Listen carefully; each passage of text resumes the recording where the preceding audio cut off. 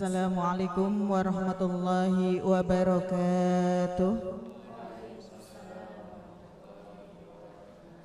A'udzu billahi minasy syaithanir rajim. Bismillahirrahmanirrahim. Wa dzakkir fa inna dzikra tanfa'ul mu'minin. Wa ma khalaqtul jinna wal insa illa liya'budun. Ma uridu minhum min rizqin wa ma uridu an yut'imun. Inna Allaha huwar razzaqu dzul quwwatil matin. Fa inna lilladzina zalamu dzanuban mithla dzanubi ashabihim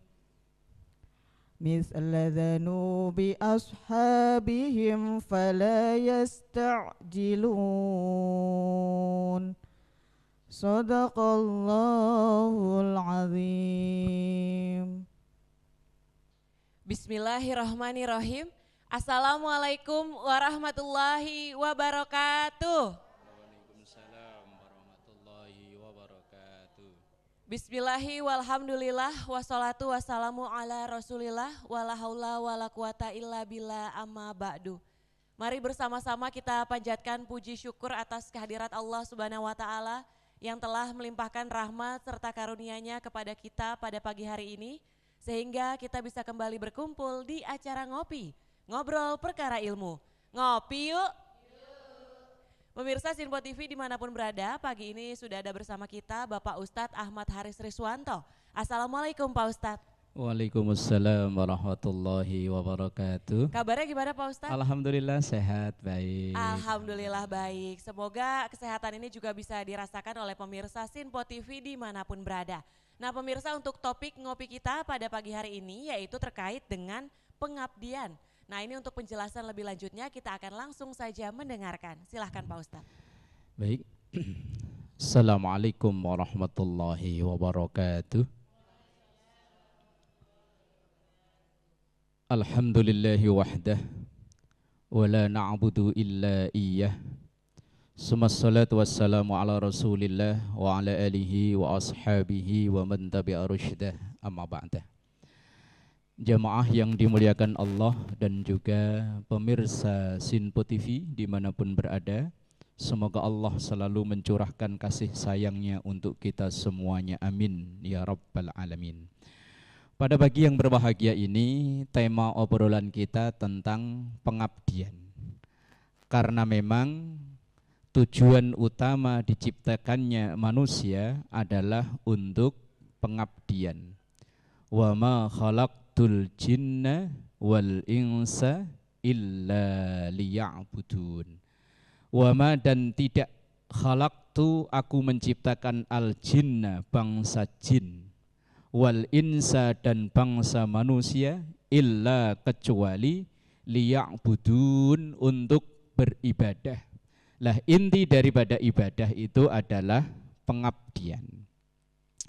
Dalam bahasa keseharian kita, pengabdian itu terkadang dimaknai dengan kita mengikuti atau kita melakukan sesuatu karena mengikuti hal-hal yang diperintahkan oleh pihak lain. Misalnya, seorang istri bilangnya mengabdi kepada suami, berarti sang istri menjalani ketaatan kepada suami. Kadang ada yang bilang mengabdi ke dunia pendidikan, berarti dia memang mendedikasikan kehidupannya untuk dunia pendidikan. Mengabdi untuk negara, mengabdi untuk bangsa, dan lain-lain. Nah, dari macam-macam nama pengabdian itu, pengabdian yang tertinggi adalah kepada Allah Subhanahu wa ta'ala.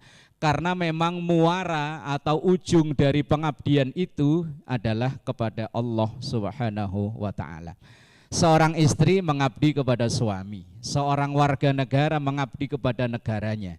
itu tujuan akhirnya hendaknya lah ditujukan sebagai pengabdian kepada Allah Subhanahu wa ta'ala. Lalu agar pengabdian kita yang tertinggi kepada Allah Subhanahu wa ta'ala itu benar-benar bernilai di hadapan Allah, ada beberapa syarat yang harus kita penuhi. Syarat yang pertama, bahwa dalam pengabdian itu ada ketundukan hati kita kepada Allah. Maka definisi Islam itu adalah tunduk atau pasrah. Lah, dalam pengabdian itu hendaknya kita ini dalam hati ini benar-benar pasrah dan tunduk apa yang menjadi perintah Allah, menjalaninya dan menjauhi apapun yang dilarang oleh Allah. Dalam Al-Quran dijelaskan, bala man aslama wajhahu lillahi wa huwa muhsin falahu ajruhu inda rabbih wala khaufun alaihim wala hum yahzanun.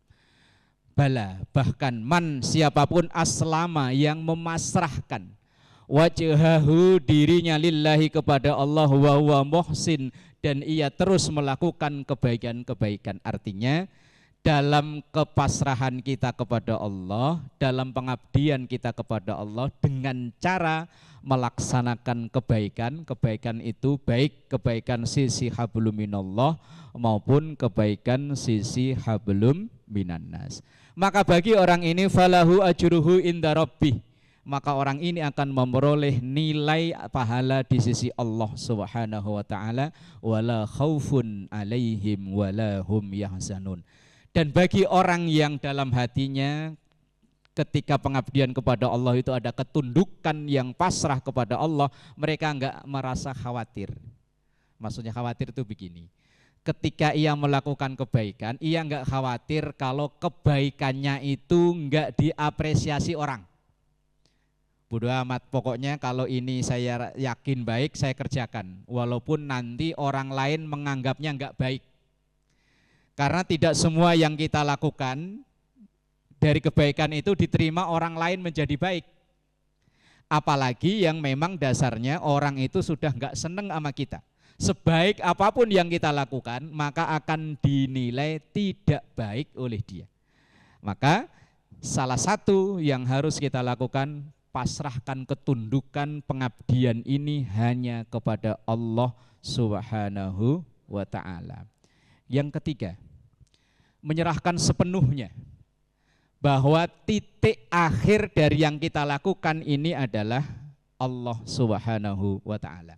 Misalnya dalam doa iftitah yang sering kita baca ketika sholat, itu kan ada redaksi atau lafadz kul inna sholati wa nusuki wa mahyaya wa mamati lillahi rabbil alamin. Kul, katakan atau sampaikan atau ajarkan kepada umat Islam itu untuk inna sholati, sesungguhnya sholatku, secara spesifik disebutkan sholatnya, wa nusuki, dan ibadah-ibadahku, artinya secara umum, tidak menyebutkan nama satu ibadah. Kalau sholat disebut secara spesifik, tapi ibadah yang lain disebut secara global. Ini menunjukkan betapa pentingnya sholat sebagai kunci dari ibadah-ibadah yang lain. Wa mahyaya, kehidupanku, wa mamati, dan matiku, semuanya lillahi rabbil alamin. Pasrah total kepada Allah Subhanahu wa ta'ala. Inilah bentuk pengabdian kita yang tertinggi, bahwa kita berikrar untuk menyerahkan segala yang kita lakukan dari ibadah-ibadah yang spesifik, tadi sholat, kemudian secara umum wa nusuki, macam-macam ibadahku, ya sedekah, ya puasa, ya umroh, ya haji, dan ibadah-ibadah yang lain. Kemudian wa mahya, ya proses kehidupanku, mulai dari saya terlahir ke muka bumi, kemudian sampai anak-anak, sampai remaja, dewasa, dalam menjalani keseharian aku pasrahkan total kepada Allah. Inilah ketundukan yang termasuk wa mamati dan matiku lillah, hanya untuk Allah. Untuk lebih jelasnya insyaallah di segmen berikutnya. Wallahu a'lam bissawab. Baik, terima kasih Pak Ustadz. Usai jeda kita akan lanjut ngobrolnya terkait dengan pengabdian. Tetap di Ngopi Yuk. Yuk.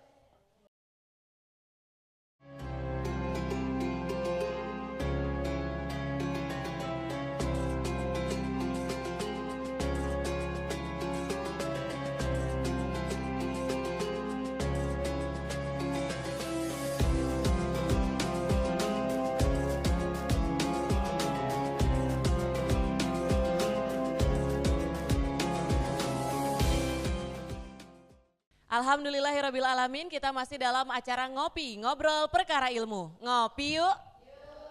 Untuk mengawali segmen 2 kali ini terlebih dahulu akan dibuka untuk sesi tanya jawab untuk 2 orang penanya. Silahkan sebutkan nama dan juga pertanyaannya. Assalamualaikum warahmatullahi wabarakatuh. Waalaikumsalam warahmatullahi wabarakatuh. Saya dengan Ibu Neta izin bertanya Pak Ustadz, apa boleh mengharapkan hal dunia dalam pengabdian kepada Allah Subhanahu wa taala? Mohon penjelasannya. Wassalamualaikum warahmatullahi wabarakatuh. Waalaikumsalam warahmatullahi wabarakatuh. Assalamualaikum warahmatullahi wabarakatuh. Waalaikumsalam. Saya dengan Ibu Anis mohon bertanya Pak Ustadz, apakah ada jaminan bahwa pengabdian kita diterima oleh Allah? Mohon penjelasannya. Wassalamualaikum warahmatullahi wabarakatuh. Waalaikumsalam warahmatullahi wabarakatuh. 2 pertanyaan Pak Ustadz. Yang pertama, apakah boleh mengharapkan hal dunia dalam pengabdian kepada Allah? Dan pertanyaan kedua, apakah ada jaminan bahwa pengabdian kita ini akan diterima oleh Allah? Silahkan. Baik, jamaah yang dimuliakan Allah dan juga pemirsa Sinpo TV dimanapun berada, bahwa yang pertama, boleh enggak dalam kita beribadah kepada Allah, pengabdian kepada Allah, tapi masih ada harapan untuk urusan dunia kita. Misalnya lagi sholat duha. Umumnya kalau orang sholat duha itu kan minta dalam urusan rezeki. Sampai dalam doanya pun kalau lagi di langit turunin, kalau lagi di bumi taikin. Wa in kana fil ardi fa akhrijuhu wa in kana ba'idan, kalau memang ada jauh di sono faqarribhu, deketin. Wa in kana qalilan, kalau memang sedikit fakatsirhu, banyakin. Ya, yang terakhir ini yang lebih serem, ekstrim lagi. Wa in kana haraman fatahhirhu, kalau memang jalannya caranya haram, suciin. Lah iya kan, ini kan doa sholat duha itu kan. Ibu kalau sholat duha doanya itu apa bukan? Apa doa andalan, Robbana atina fid dunya hasanah. Jadi dalam kita mengabdi kepada Allah, boleh enggak kita mengharap urusan dunianya? Boleh. Karena dalam mengabdi kepada Allah ini kan ada levelnya. Level tertinggi itu yang diharap hanya Allah. Masalah surga dan neraka aja enggak gubris dia. Mau surga neraka itu urusan Allah. Walaupun saya tekun ibadah, kok seandainya ini dimasukkan neraka oleh Allah, enggak apa-apa, yang penting Allah ridho. Itu tingkatan tertinggi, bukan kelas kita. Yang kedua, level kedua atau ranking kedua, orang yang ibadah mengabdi kepada Allah yang diharap hanya urusan akhiratnya saja. Seperti doa-doa kita biasanya kalau pas bulan-bulan Ramadan, Allahumma inna nas'aluka ridhoka wal jannah wa na'udzubika min sakhatika wan nar. Ya Allah, yang aku mohon ridhomu dan surgamu, dan hindarkan aku dari kemurkaanmu dan nerakamu. Urusan akhirat level 2. Level ketiga, orang yang dalam pengabdiannya, dalam ibadah pada Allah, tapi ia masih ingin urusan dunianya beres. Pengen anaknya pinter, usahanya lancar, rezekinya bagus, kan gitu ya. Lah umumnya orang ketika sholat duha ya itu, Malam-malam pada istiqomah baca idza waqa'atil waqi'ah, yaitu. Kemudian kadang ada wiridan yang ya Ghani, ya Hamid, ya Mubdi, ya Mu'id. Kalau ditanya ya rata-rata urusan rizki. Boleh, tapi itu menduduki level ketiga. Yang terpenting tujuan utama tetap lillahi ta'ala, lah tujuan sampingannya mohon dalam urusan rizki. Wong kita juga diajarin Rabbana atina fid dunya hasanah wa fil akhirati hasanah wa qina adzabannar.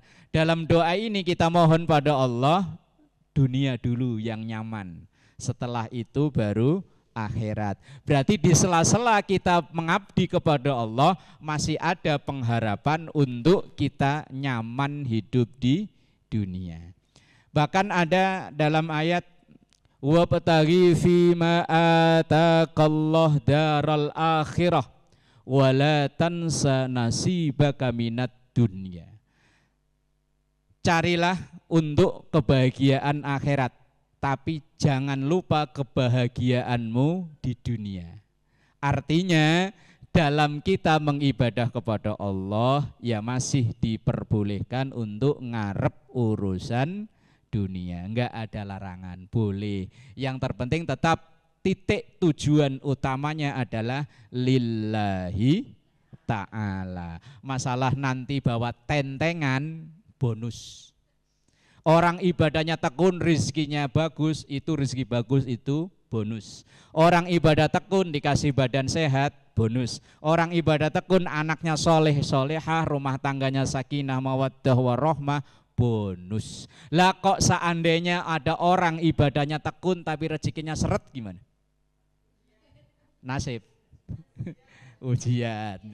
Yang penting masih ada pengharapan kehidupan yang jangka panjang, iya bahagia. Pertanyaan pertama. Yang kedua saya lupa. Apa ada jaminan bahwa pengabdian kita diterima oleh Allah? Apakah ada jaminan bahwa pengabdian kita ini diterima oleh Allah? Ada jaminan bahwa ibadah kita ini diterima oleh Allah? Memang tidak ada yang jamin. Tidak ada jaminan bahwa ibadah kita ini diterima oleh Allah. Ada satu makalah kalau nggak salah dari Imam Al-Qurtubi. Beliau bilang begini, bahwa ibadah yang kita lakukan itu 50-50. 50% diterima, 50% ditolak. Nah terus gimana? Ya tetap kita harus yakin bahwa ibadah kita ini diterima oleh Allah. Harus yakin dengan seyakin-yakinnya. Harus yakin. Makanya ketika kita berdoa, ud'ullah wa antum muqinuna bil ijabah. Berdoalah pada Allah, memintalah pada Allah, sementara engkau yakin bahwa doamu itu diijabah oleh Allah. Enggak boleh, ini jangan-jangan enggak diterima, jangan gitu. Ya yes, pokoknya harus pesimis, jangan pesimis, optimis, kebalik bahasanya salah. Harus optimis bahwa ibadah kita ini diterima oleh Allah dengan syarat 3I. Iman, percaya, yakin bahwa ibadah ini diterima oleh Allah. Yang kedua, itba. Itba itu ngikuti aturan. Enggak sak karepe dhewe. Enggak suka-suka aing, enggak. Harus ngikuti aturan. Kalau sholat subuh itu cuma 2, wah lagi semangat nih, nambah 2 lagi dong. Enggak bisa. Zuhur, aduh males nih, 1,5 aja. Enggak bisa. Harus itba. Itba itu ngikuti aturan. Misalnya mentang-mentang dia tinggalnya di dekat sama Mekah, kemudian wah saya mau haji lagi lah. Enggak bisa, ya pokoknya setahun sekali doang haji mah. Itba itu namanya, ngikuti aturan. Yang ketiga, ikhlas. Bahwa semua yang dilakukan tujuan akhirnya Allah. Walaupun tadi di jalanan ada bonus badan sehat, bonus rezeki lancar, bonus anak soleh dan soleha. Jadi ada 3I sebagai syarat ibadah kita yakin diterima. Yang pertama iman, yang kedua itba. Itba itu artinya ikut. ikuti aturan. Kalau aturannya begono, ya ikutin aja begono lah. Enggak usah bikin aturan sendiri.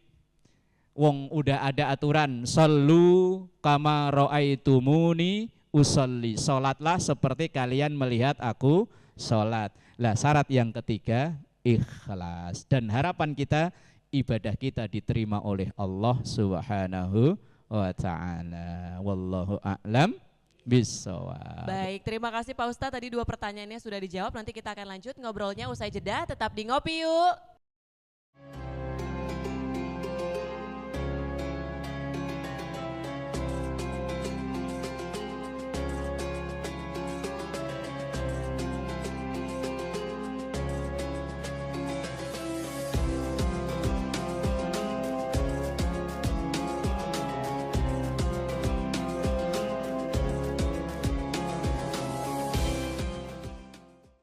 Pemirsa Sinpo TV dimanapun berada, Anda masih menyaksikan Ngopi, Ngobrol Perkara Ilmu. Ngopi yuk. Setelah di segmen sebelumnya sudah dibuka untuk sesi tanya jawab, di segmen terakhir ini kita akan mendengarkan penjelasan lebih lanjut terkait topik ngopi kita, yaitu pengabdian. Silahkan Pak Ustadz.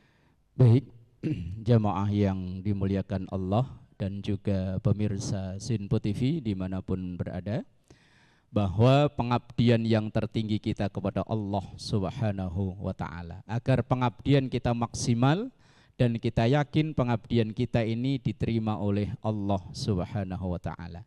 Agar maksimal ada 3 hal yang harus kita penuhi. Yang pertama tadi ketundukan hati kepada Allah Subhanahu wa ta'ala. Yang kedua pasrah total terhadap apa yang kita lakukan hanya untuk Allah. Masalah dalam perjalanan kita memperoleh kemudahan-kemudahan itu adalah bonus dari Allah atas ketundukan atau pengabdian kita kepada Allah. Kemudian yang ketiga, menjalani semua yang diperintahkan oleh Allah, yang wajib maupun yang sunnah, dan menjauhi segala yang dilarang oleh Allah dengan tanpa rasa berat. Ini yang kadang menjadi catatan kita. Kita itu seringnya ketika akan melakukan kebaikan hawanya berat. Mau berangkat ngaji, apalagi cuacanya mendung agak gerimis-gerimis. Itu kadang orangnya belum keluar, tangannya udah keluar. Begini. Hujan po enggak. Kupingnya kadang juga ditajem-tajemin. Di masjid kok belum ada suara ya.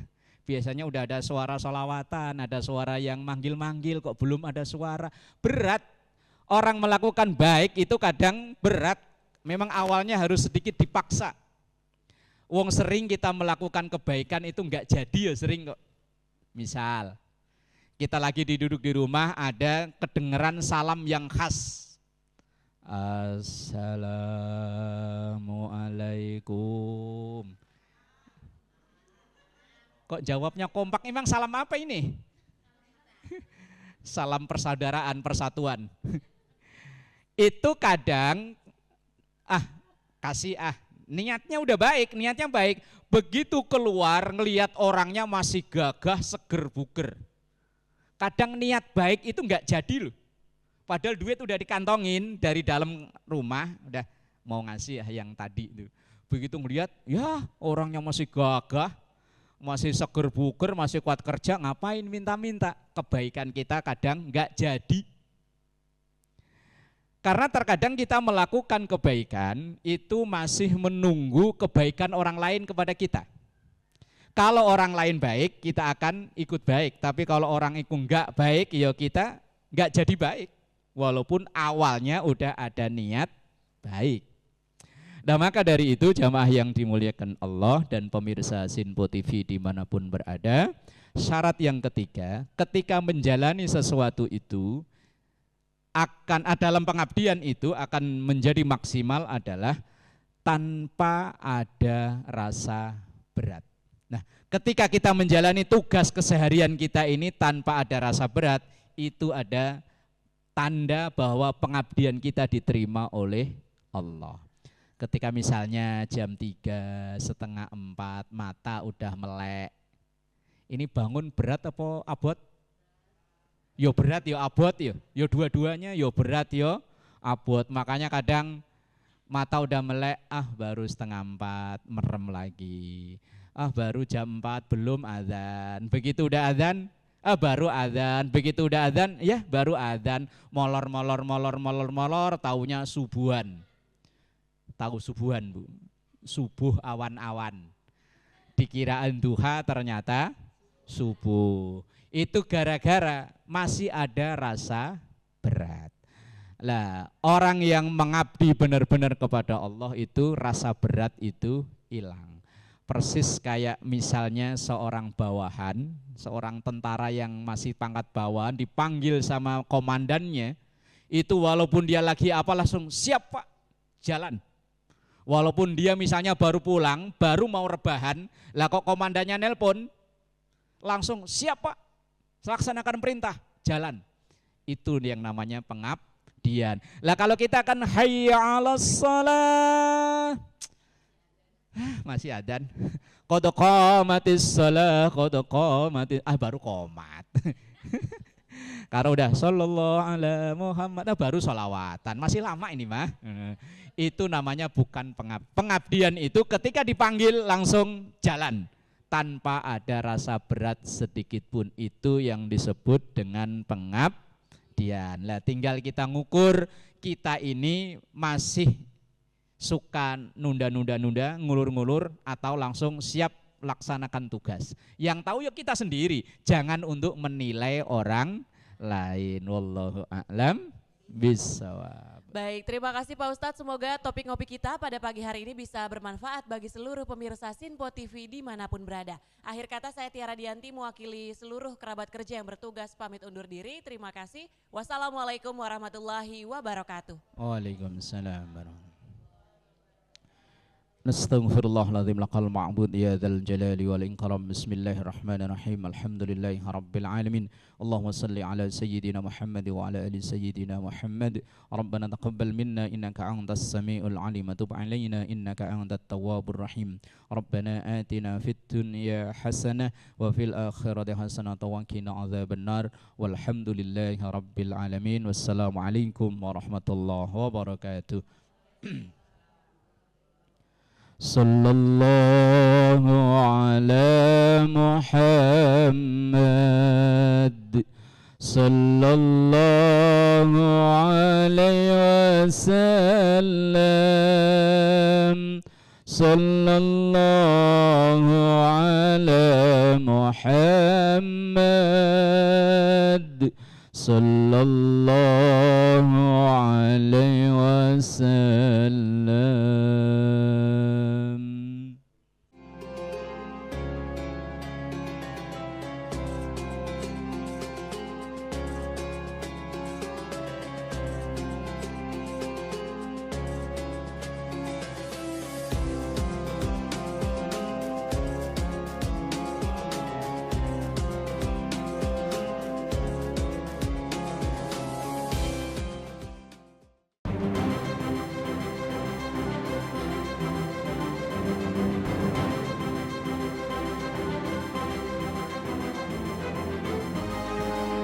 Simpo TV, News, Sport, Entertainment.